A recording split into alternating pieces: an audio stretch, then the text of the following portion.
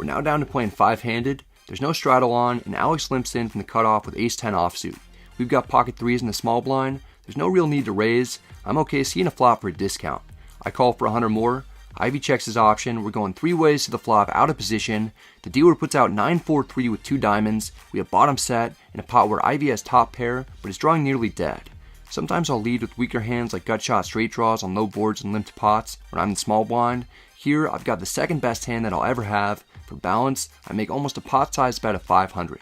Ivey can't go anywhere with a 9 in his hand. He's in trouble but makes the call. Botez thinks that I might have some type of draw or that she'll at least have some turns that'll help her improve.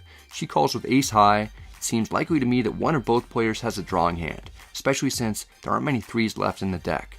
The turn is the 10 of spades. It's a great card in my mind and in Botez's, but it's actually a nightmare for Botez. There are even more straight draw possibilities now. I increased the sizing to more than a pot-sized bet of 2,500. Since this was a limped pot, it's not too large of a bet in relation to the game that we're playing. Both opponents are drawing completely dead. Ivey calls with the second best pair, even with Botez behind him. He must have put her on some type of draw. To his credit, she had nothing on the flop, and there's no real way for him to know that she'd connect with a 10.